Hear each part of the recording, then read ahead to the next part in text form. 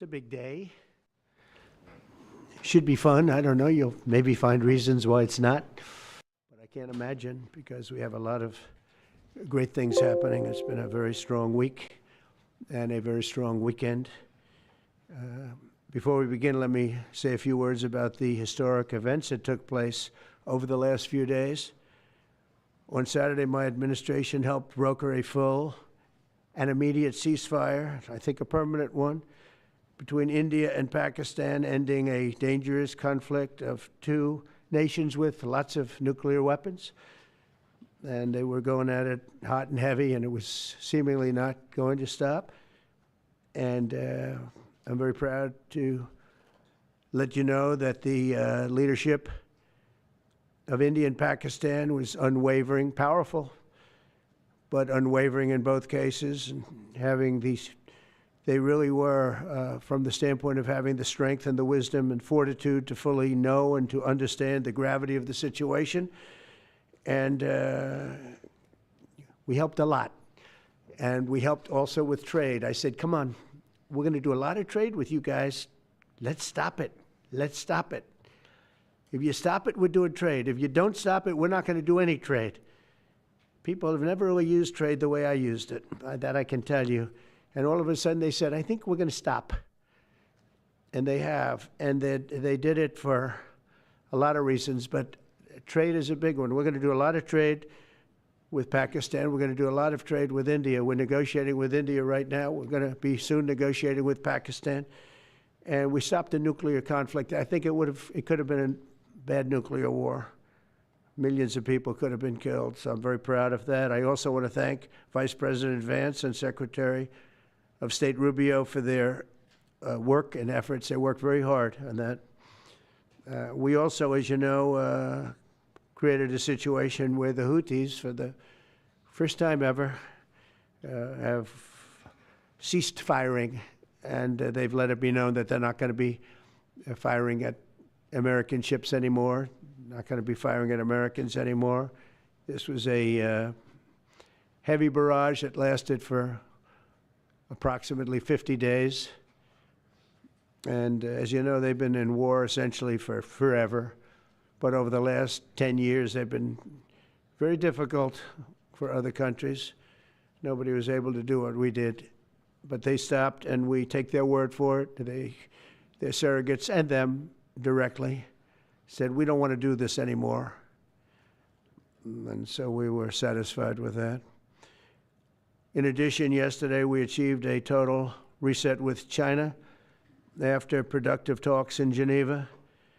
Both sides now agreed to reduce the tariffs imposed after April 2nd to 10% for 90 days as negotiators continue on the larger structural issues.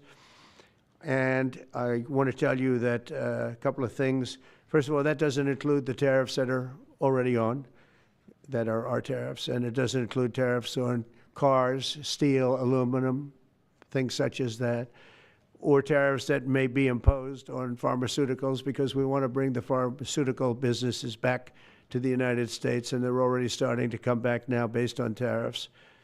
Because they don't want to pay 25, 50, or 100% tariffs, so they're moving them back to the United States. I spoke to Tim Cook this morning, and he's going to, I think, even up his numbers, $500 billion. He's going to be building a lot of plants in the United States for Apple, and we look forward to that. I really do look forward to that. But the talks in Geneva were very friendly. The relationship is very good. We're not looking to hurt China. China was being hurt very badly.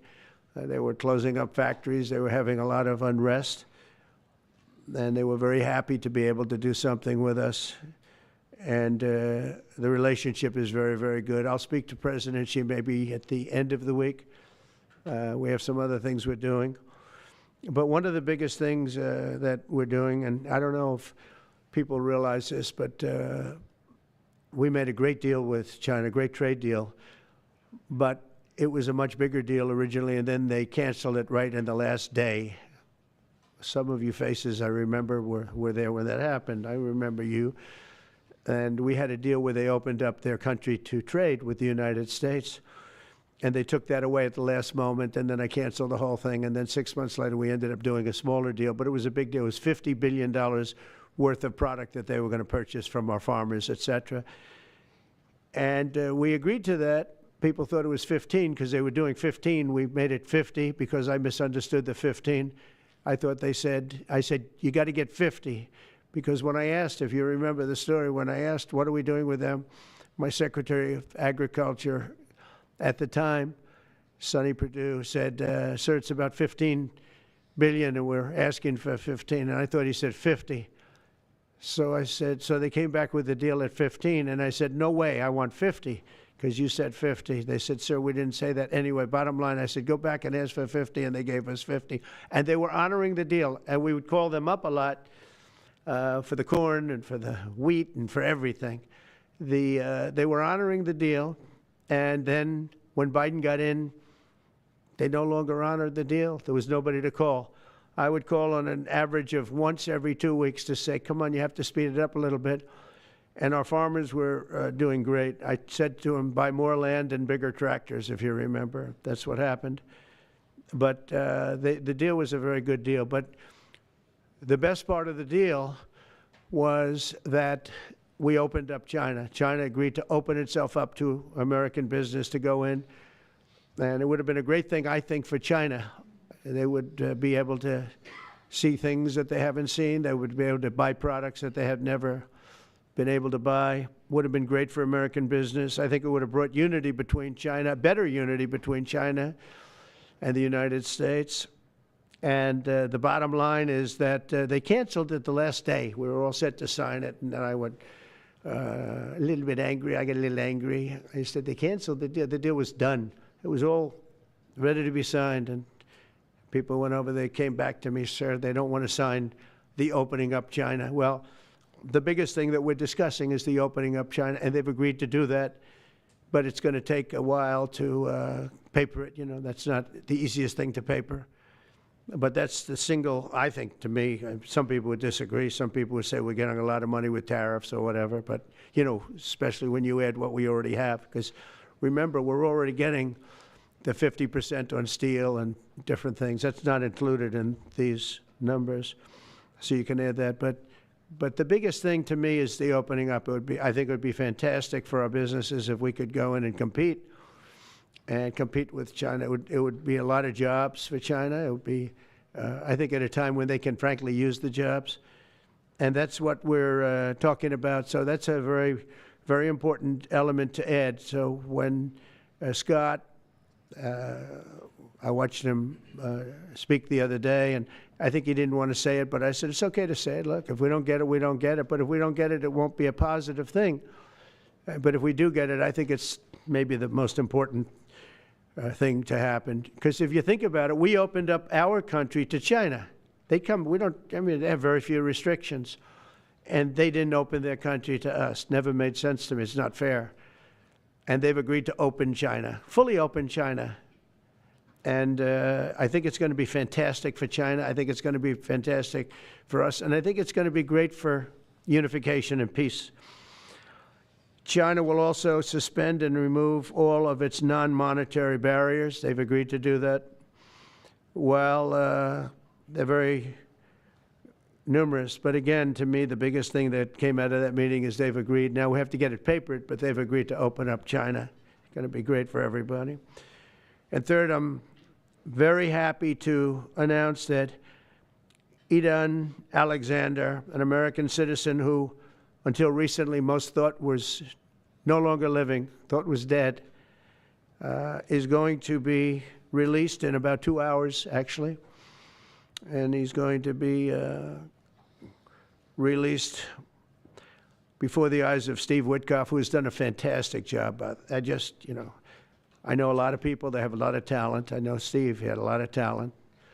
But I know a lot of people with a lot of talent, but there's one that I thought had a special way about him, special personality, aside from being a good deal maker, had a special way about him, and it was Steve.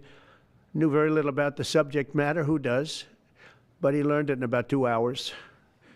And he's been fantastic, so I want to just thank Steve. But they're going to be releasing be done in about 2 hours from now, or sometime today, let's say. And again, they thought he was dead just a short while ago. His parents are so happy.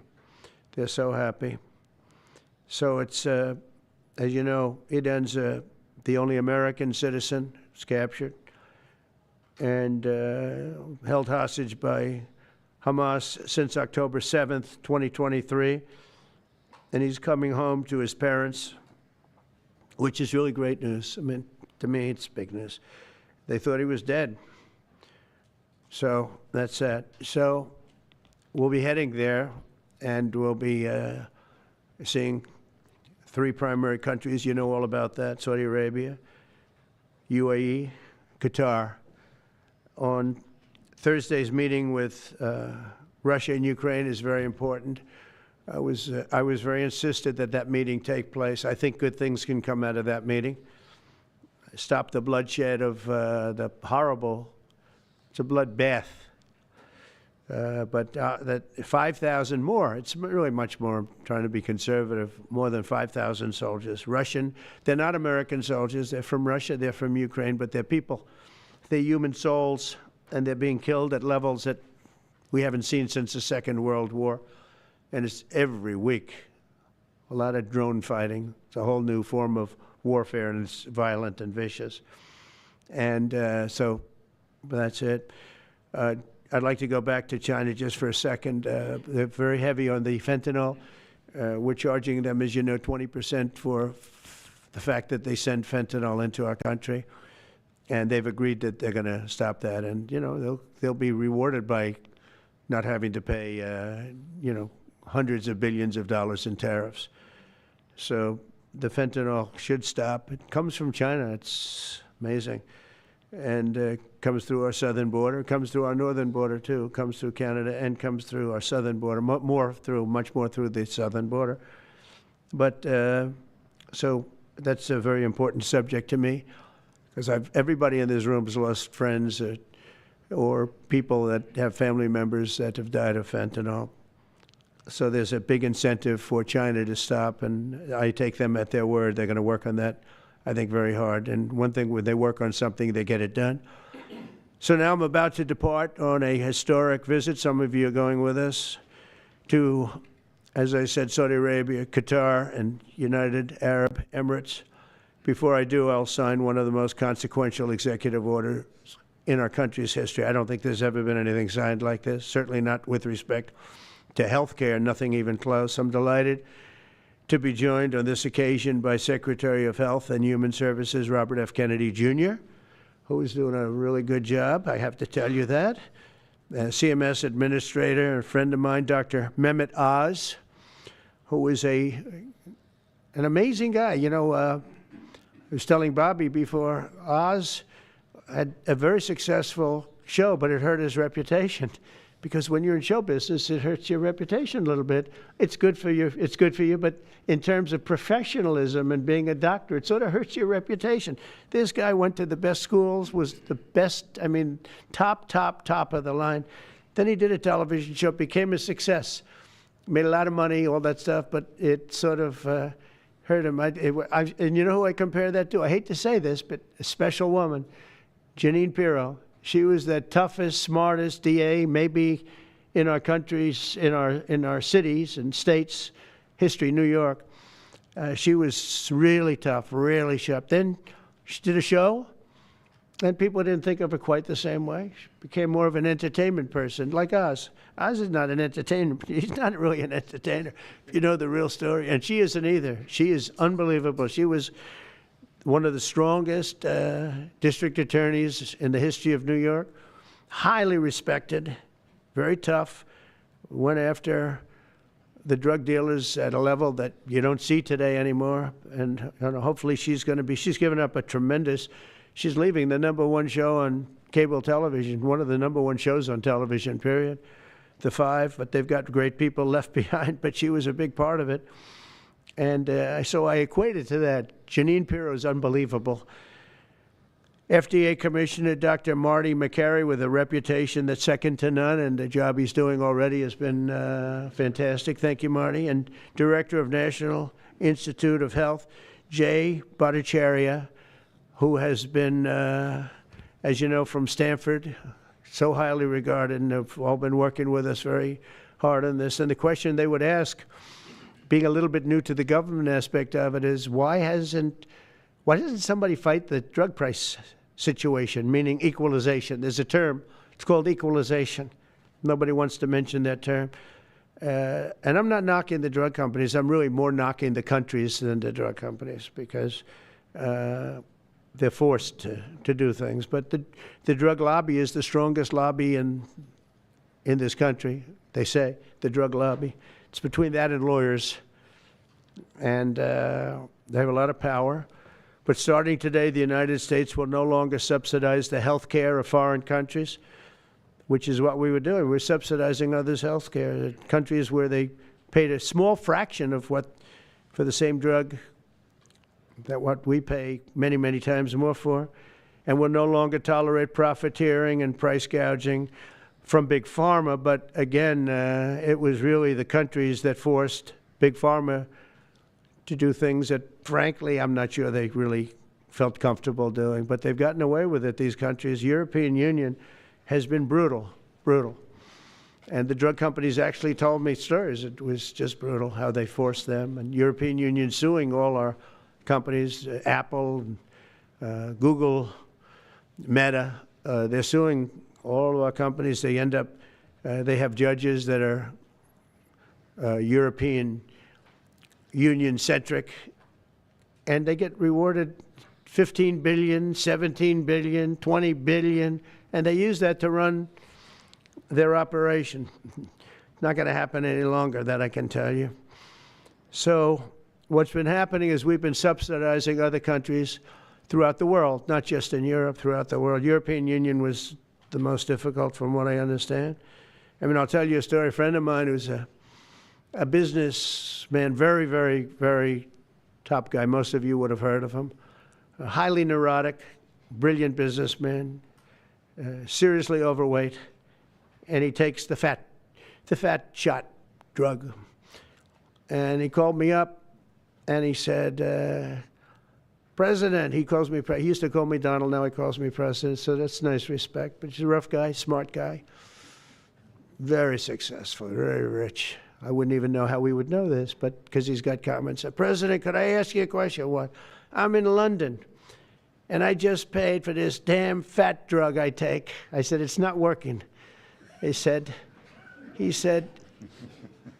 I just paid $88, and in New York I pay $1,300. What the hell is going on? He said, so I checked, and it's the same box, made in the same plant, by the same company. It's the identical pill that I buy in New York. And here I'm paying $88 in London.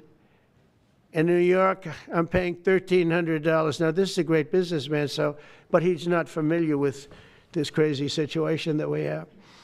But he was stunned.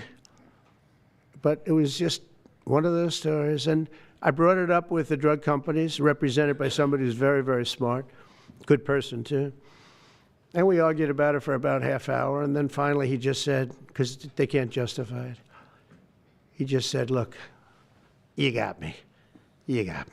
I can no longer they've been justifying this crap for years. They said, oh, it's research and development. Well, I said, well, research and development, other countries should pay research and development too. It's for their benefit.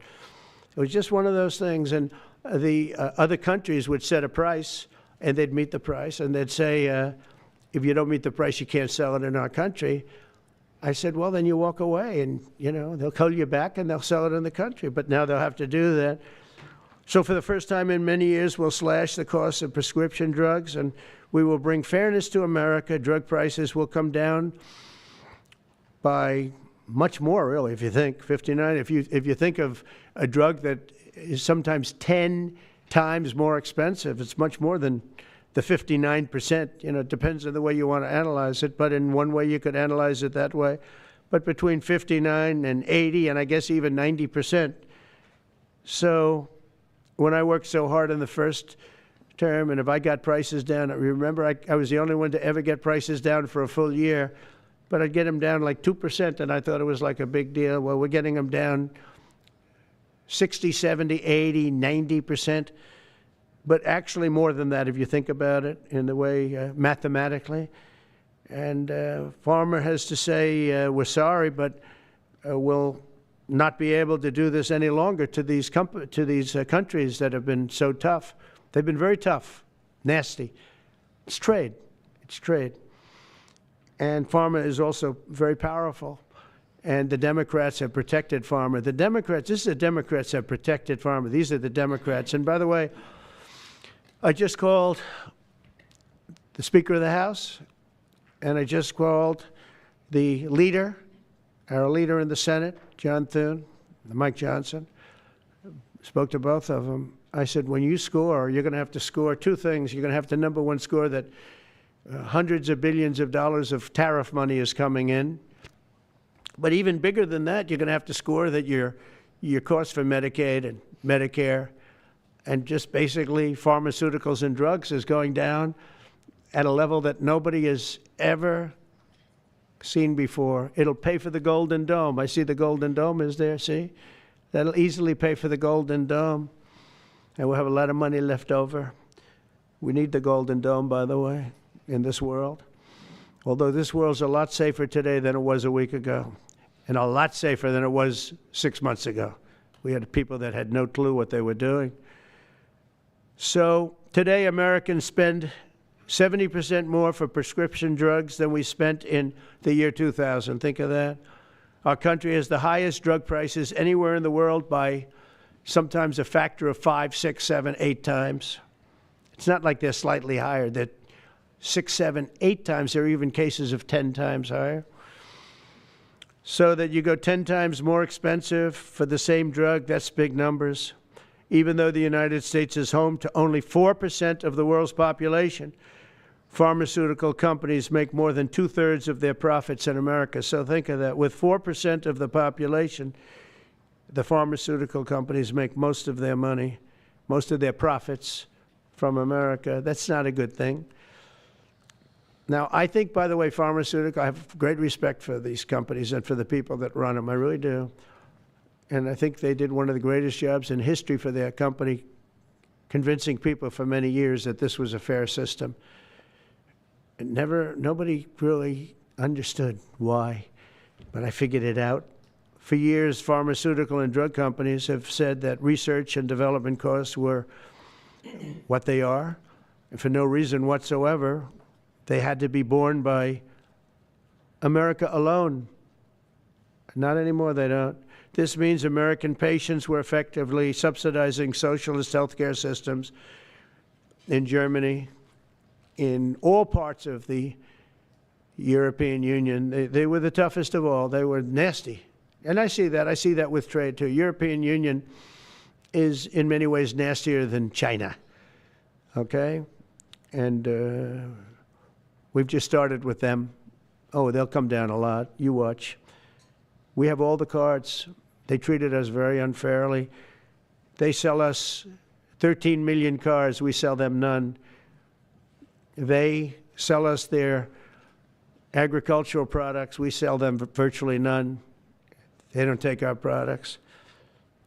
That gives us all the cards, and very unfair. So they're going to have to pay more for health care, and we're going to have to pay less. That's all it is. And believe it or not, because it's really the world we're talking about, not just the European Union, but because it's the world, the numbers are for the healthcare company not as bad as you would think. They'll make the same. I think the healthcare companies should make pretty much the same money. I really don't believe they should be affected very much, because it's just a redistribution of wealth. It's a redistribution where it could be the same top line, but it's going to be distributed differently. Europe's going to have to pay a little bit more. The rest of the world's going to have to pay a little bit more, and America's going to pay a lot less. Again, because it's a much smaller population than when you think of the whole world. So basically what we're doing is equalizing. There's a new word that I came up with, which I think is probably the best word. We're going to equalize, where we're all going to pay the same. we're going to pay what Europe's going to pay. We're going to all pay. Now, there may be some countries in dire need, and I would be willing to sacrifice that and help them. But it's called most favored nation. We are going to pay the lowest price there is in the world. We will get whoever is paying the lowest price. That's the price that we're going to get. So remember that. So we're no longer paying 10 times more than another country. Whoever is paying the lowest price, we will look at that price and we will say that's the price we're going to pay. Most favored nations. That's what it is. One breast cancer drug costs Americans over $16,000 per bottle, but the same drug from the same factory, manufactured by the same company, is 1/6 that price in Australia and 1/10 that price in Sweden. 1/10 for the identical product. A common asthma drug costs almost $500 here in America, but costs less than $40 in the United Kingdom. So $40 in the United Kingdom, which is where this gentleman told me he paid a small amount for his shot. But think of that. So $40 versus $500 here. That's not even bad. There are much worse examples. And the weight loss drug, Ozempic, costs 10 times more in the United States than in the rest of the developed world. 10 times more. Why? Why? What did we do? Suckers. But we never had a president that had the courage to do this. And nobody knew the system like I do. I mean, I've gotten to know this system so well. And I don't think it's fair that it benefits Obamacare. Obamacare is a failure. It's not a good health care. It works. I made it work. I had an obligation to make it work, or an obligation to let it die. I chose that we had to make it work. I had to make it as good as possible. And I had a choice. I could have let it fail or make it as good as possible. As good as possible means it was still not very good, but it survived. And we did the right thing. But this makes everything work. And I don't want to have a bad form of health care work because of the fact I was able to cut drug prices by 80 or 90%. So we're going to maybe come up with something. I think this gives the Republicans a chance to actually do a health care that's much better than Obamacare and for less money, which if you guys would work on that along with Congress. But I do want to say that Democrats could have done this a long time ago. They have fought like hell for the drug companies, and they knew they were doing the wrong thing. And it's going to be very hard. I was just telling the leader and the speaker that it's going to be very hard for the Democrats to vote against the one big, beautiful deal. The greatest tax cuts in history, greatest everything, but now you have the big drug prices because that's going to be included. It makes that whole situation different from a scoring standpoint. I just told them, I called them up about this. I said, I'm going to do something that's going to be very monumental, and you're going to be scoring. You better tell your people that this is going to score really well. And then add hundreds of billions of dollars in tariffs to your list also. But as big as the tariffs are, this is something that really hits quickly. 5 years ago, I signed an executive order to confront this disaster, but only confront it in a minor way. It was a good confrontation, but never to this extent. And it took people a little while to understand a very complicated system. But Joe Biden, without any knowledge of what he was doing, terminated the policy and then pretended to negotiate under a new system. And then you take a look, 5 out of the 10 drugs that he negotiated are now over 200% more expensive in America than the rest of the world, and far more expensive than when he even got involved. Much more expensive than when he got involved. Joe Biden's plan was as you know, because you wrote about it, you don't say it very loudly, but it was a very big failure, was his whole presidency. First, I'm directing the U.S. Trade Representatives and Department of Commerce to begin investigations into foreign nations that extort drug companies by blocking their products unless they accept bottom line and very low dollar amounts for their product, unfairly shifting the cost burden onto American patients. And we'll be taking a look at that very strongly. The biggest thing we're going to do is we're going to tell those countries, like those represented by the European Union, that, that game is up, sorry. And if they want to get cute, then they don't have to sell cars into the United States anymore. It's a very big subject. And they won't get cute, because I'll defend the drug companies from that standpoint. They were given a price by the European Unions and other countries. This is what you do. This is what we're going to pay. We're not going to pay any more. Let America pay the difference, because there was a big shortfall. Let America pay it. And that's what we did, but we're not doing it anymore. Next, my administration will secure what we're calling most favored nations drug pricing. The principle is simple. Whatever the lowest price paid for a drug in other developed countries, that is the price that Americans will pay. And we're using the term other developed countries because there are some countries that need some additional help, and that's fine. I think that's very good. Some prescription drug and pharmaceutical prices will be reduced almost immediately by 50 to 80 to 90%. Big Pharma will either abide by this principle voluntarily or will use the power of the federal government to ensure that we are paying the same price as other countries. To accelerate these price restrictions and reductions, my administration will also cut out the middlemen. We're going to totally cut out the famous middlemen. Nobody knows who they are, middlemen. I've been hearing the term for 25 years, middlemen. I don't know who they are, but they're rich. That I can tell you. We're going to cut out the middlemen and facilitate the direct sale of drugs at the most favored nation price directly to the American citizen. So we're cutting out, Bobby, the middlemen. It's so important, right? You got to do that. They're worse than the drug companies. They don't even make a product, and they make a fortune. It's very smart business people, that I can tell you. If companies make no significant progress toward most favored nation pricing, which we will insist that they do, so I think I'm wasting time talking about it. We're going to insist upon it. And we'll insist, and we're going to help the drug companies with the other nations, because those other nations do a lot of trading with us. They need our trade, just like China needed us very badly. They need us just as badly. We will do whatever we have to with trade, just like we did some great things with trade with India and Pakistan. It really helped the situation, very heated situation. Could have lost millions of people, more than millions, I mean, many millions of people. And they want to do business with America, but we never used our powers that way. We never knew how. We never had people that knew how to do that.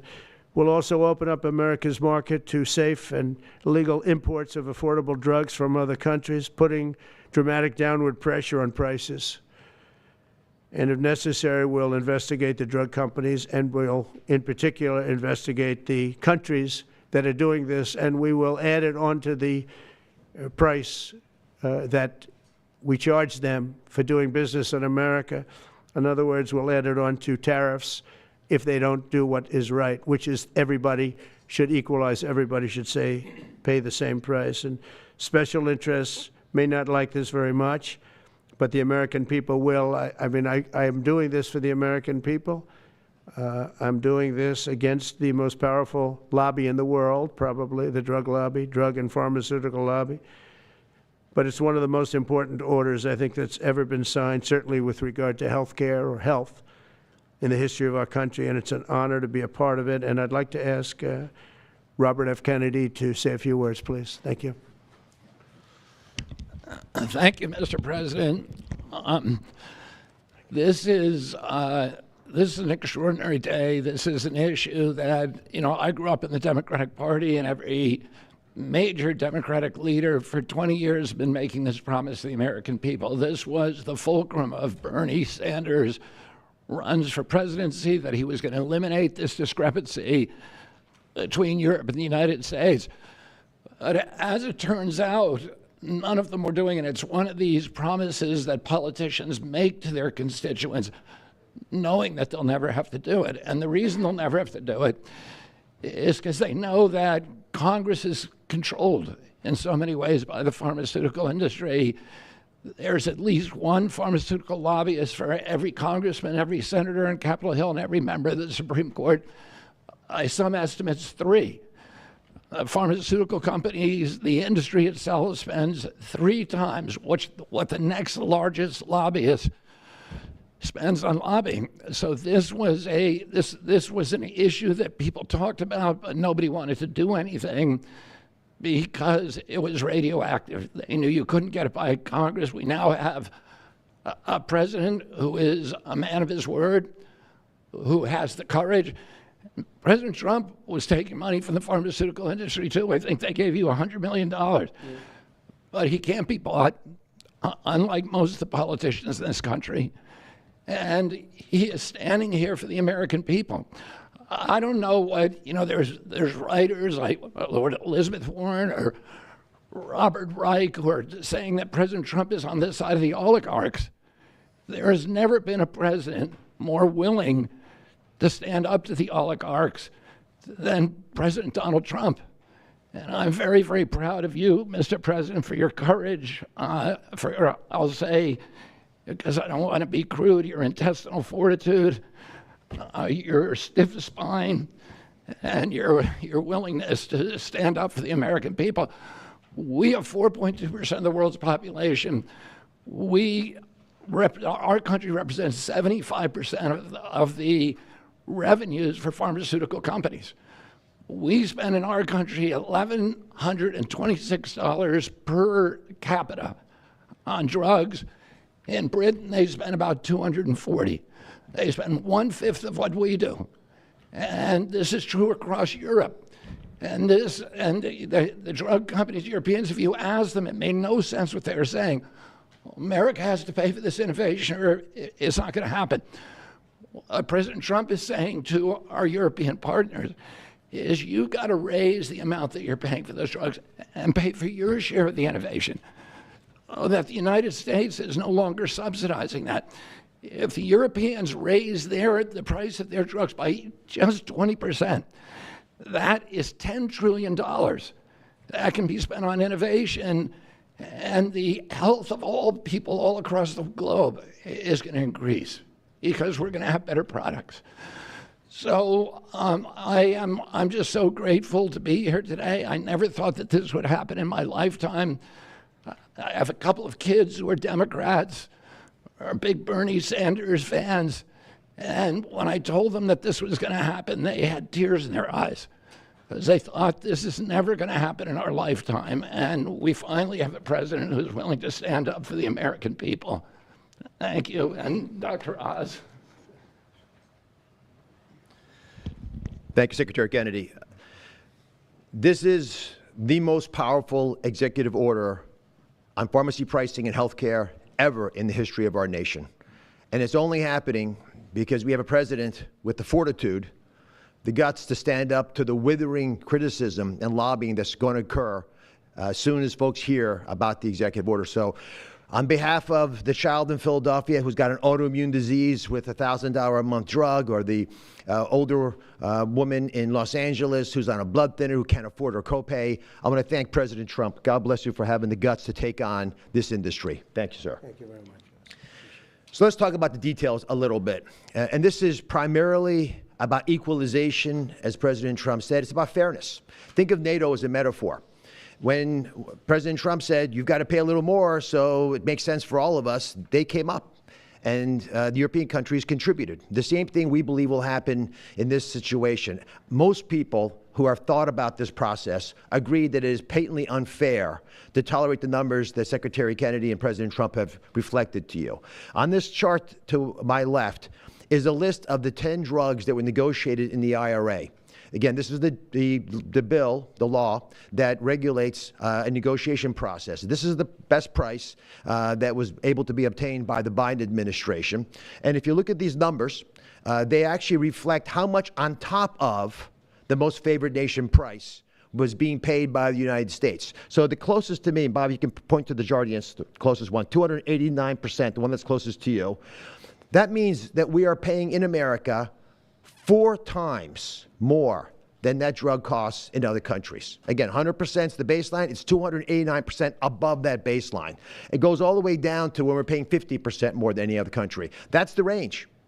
As was pointed out by President Trump, half the time we're paying 3 times more than is paid in other countries. It doesn't make any sense for the system. That stated, President Trump has over and over again indicated, and Secretary Kennedy reflected as well, we want innovation. We want our technology partners doing the best they can to make the best solutions for drugs to cure as many people in America and around the world as possible. By getting our allies to pay a bit more, as they should be, and they should have for many years been doing, will course correct a problem that's gotten out of hand. And by doing that in a thoughtful, effective way, we're going to be able to get the pharmaceutical industry whole. Those jobs will still be here, will still be productive, will still be curing cancer and a slew of other ailments that plague humanity. America will still be the leader in this space, but we'll be paying the appropriate amount, the right-sized amount for those tasks. So over the next 30 days, the 4 of us up here, together with people standing in the back of this room who are doing a lot of the heavy lifting, are going to be approaching pharmaceutical companies to talk specifically about what we want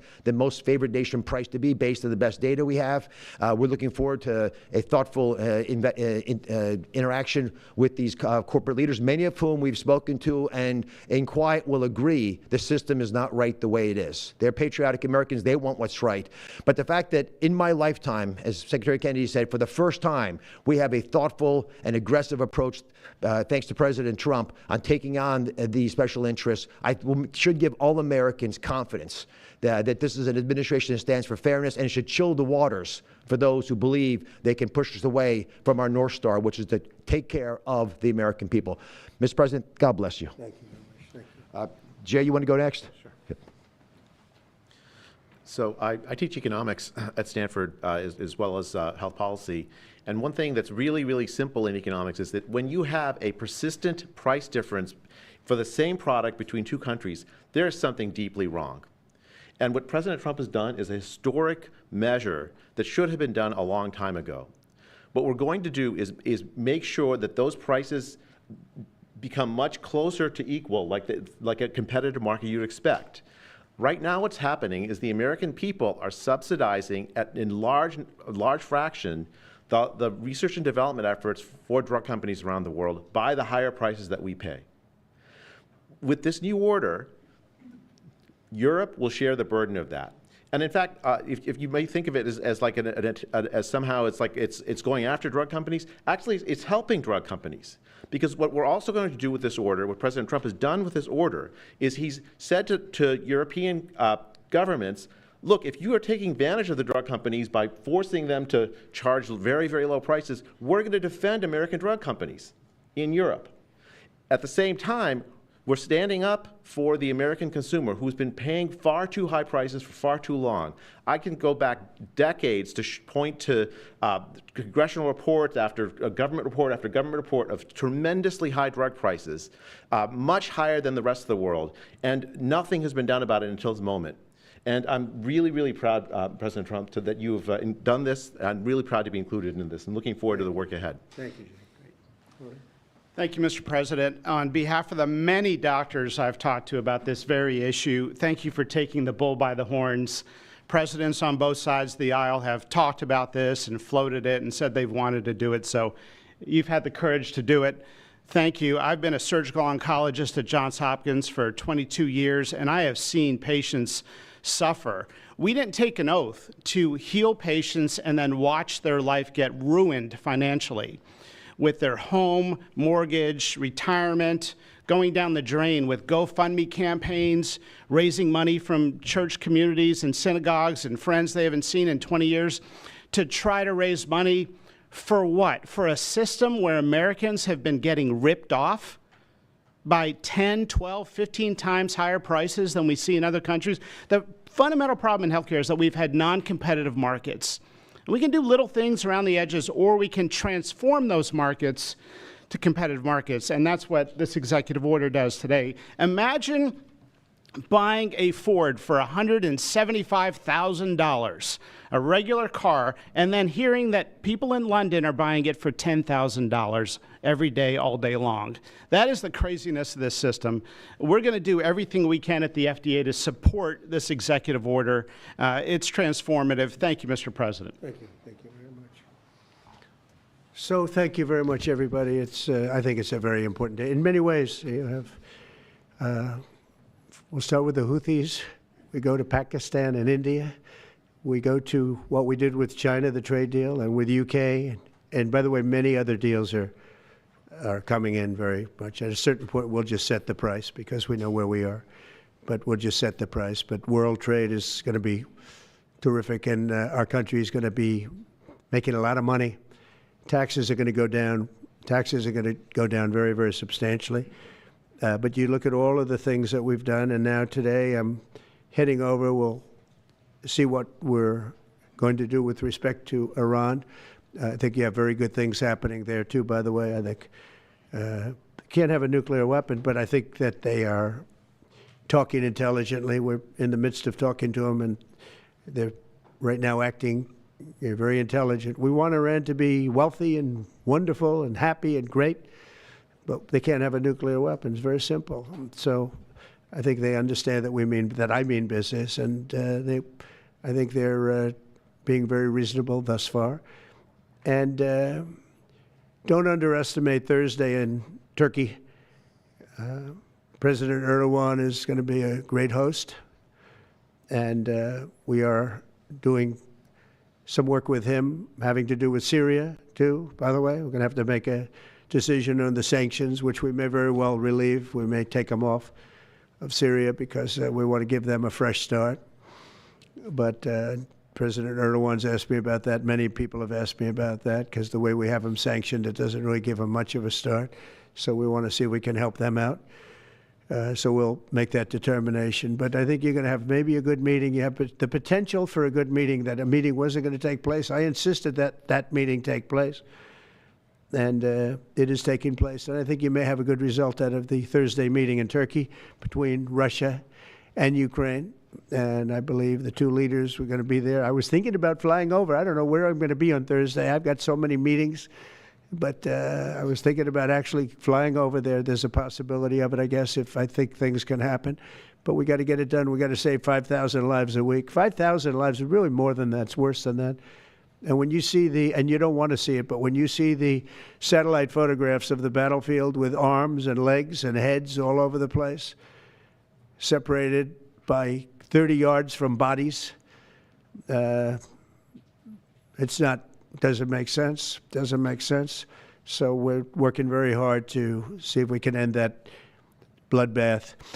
Okay, there shouldn't be too many questions. It's been covered pretty well. Mr. President, thank you for taking questions. Two quick ones for you. Starting on trade. If a longer-term deal is not reached with China at the end of these 90 days, can the American people expect those tariffs to go back up to 145%? No, but they would go up substantially higher. And then You know, at 145, you're really decoupling because nobody's going to buy. But they can go, they got very high because of additional tariffs I applied during the course because of fentanyl and other things. But no, but they'd go substantially higher. Yeah. And then on Qatar, Mr. President. I think you will have a deal, however. You're confident that there will be a deal. On Qatar, has Qatar asked for anything in exchange for that $400 million luxury jumbo jet? And how can the American people be so sure that they will not in the future? Well, I think what happens with the plane is that, we're very disappointed that it's taking Boeing so long to build a new Air Force One. We have an Air Force One that's 40 years old. And if you take a look at that compared to the new plane of the equivalent, stature at the time, it's not even the same ballgame. You look at some of the Arab countries and the planes they have parked alongside of the United States of America plane. It's like from a different planet. And it's close to 40 years old, might be more than 40 years old now. And we, when I first came in, I signed an order to get it built. I took it over from the Obama administration. They had originally agreed. I got the price down much lower. And then when the election didn't exactly work out the way that it should have, a lot of work was not done on the plane because a lot of people didn't know. They made change orders that were so stupid, so ridiculous. And it ended up being a total mess, a real mess. And when I came back, I said, by the way, what's going on with the Boeings that are coming in? Well, sir, they're way behind. And they are. They're way behind. They were way behind. Another mess that I inherited from Biden.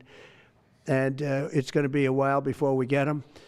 And I think Qatar, who we've helped them a lot over the years in terms of security and safety. I think they, and very, very nicely, and I have a lot of respect for the leadership and for the leader, Qatar. And I think they knew about it because they buy Boeings. They buy a lot of Boeings. And they knew about it. And they said, we would like to do something. And if we can get a 747 as a contribution to our Defense Department to use during a couple of years while they're building the other ones, I think that was a very nice gesture. Now, I could be a stupid person and say, oh, no, we don't want a free plane. We give free things out. We'll take one, too. And it helps us out because, again, we're talking about we have 40-year-old aircraft. The money we spend, the maintenance we spend on those planes to keep them tippy-top is astronomical. You wouldn't even believe it. So I think it's a great gesture from Qatar. I appreciate it very much. I would never be one to turn down that kind of an offer. I mean, I could be a stupid person say, no, we don't want a free, very expensive airplane. But I thought it was a great gesture. And I think it was a gesture because of the fact that we have helped and continue to, we will continue to, all of those countries, Saudi Arabia, UAE, Qatar, and others. We keep them safe. If it wasn't for us, they probably wouldn't exist right now. And I think this was just a gesture of good faith. And I don't get it. Someday it'll be like Ronald Reagan. They decommission them. You know, they get to a certain age, they decommission them. It'll go to my library. They're talking about going to my library in years out. But I thought it was a great gesture. And it's something that was done by Ronald Reagan. They actually decommissioned the plane, and he put it in his library. And it actually has made the library, I think, a Boeing 707. It's actually made the library more successful. So it was good. Do you plan to use the plane after you leave office? No, I don't. No, it would go directly to the library after I leave office. I wouldn't be using it. No. Mr. President, on the hostage, you said that the release of the American hostage, Adam Alexander, is a step in good faith to end this war.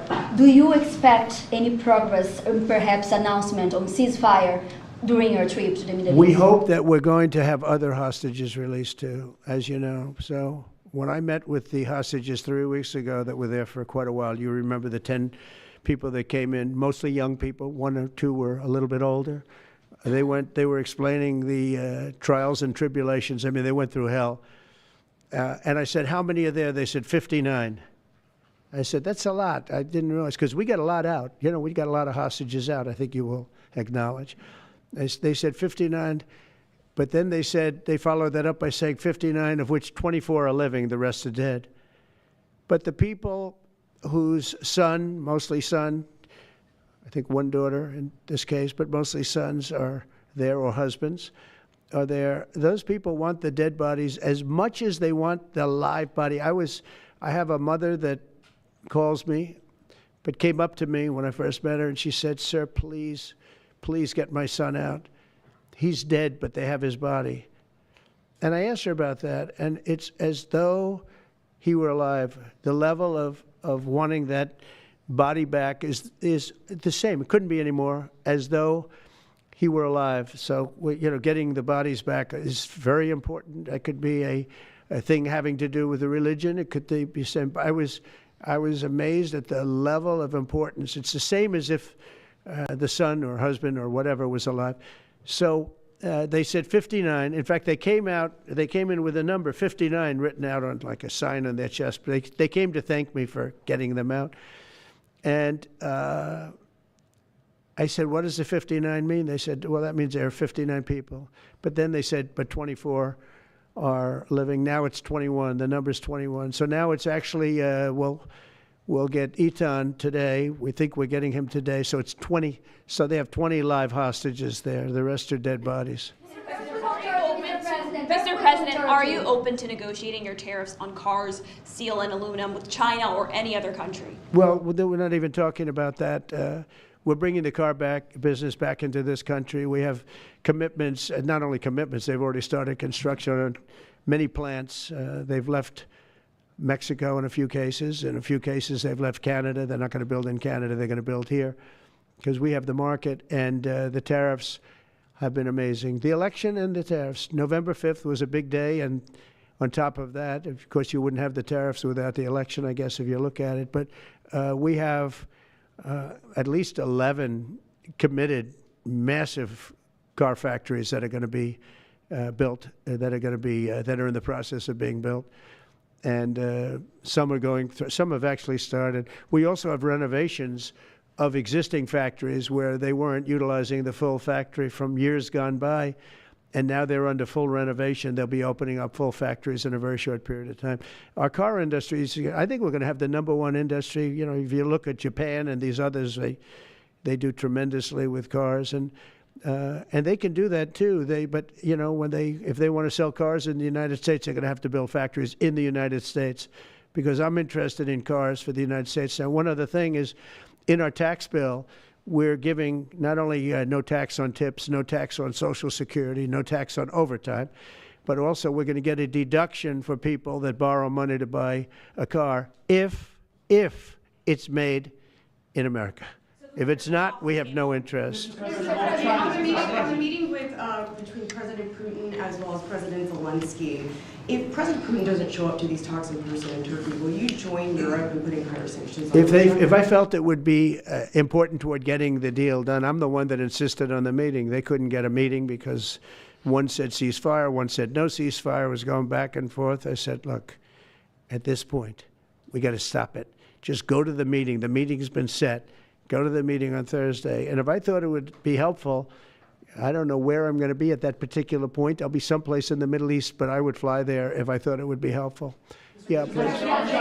Refugees. I want to ask you about South African refugees. Dozens of Afrikaners who claim discrimination in their home country are heading to the United States, right, where your administration is going to welcome them as refugees. Now, this comes as you've halted virtually all refugee admissions for people fleeing famine and war from countries like Sudan and the Democratic Republic of Congo. Why are you creating an expedited path into the country for Afrikaners but not others? Because they're being killed, and we don't want to see people be killed. Now, South Africa leadership is coming to see me, I understand, sometime next week. And, you know, we're supposed to have I guess a G20 meeting there or something, but we're having a G20 meeting. I don't know how we can go unless that situation's taken care of, but it's a genocide that's taking place that you people don't want to write about, but it's a terrible thing that's taking place, and farmers are being killed. They happen to be white, but whether they're white or black makes no difference to me, but white farmers are being brutally killed, and their land is being confiscated in South Africa, and the newspapers and the media, television media doesn't even talk about it. If it were the other way around, they'd talk about it. That would be the only story they'd talk about. And I don't care who they are.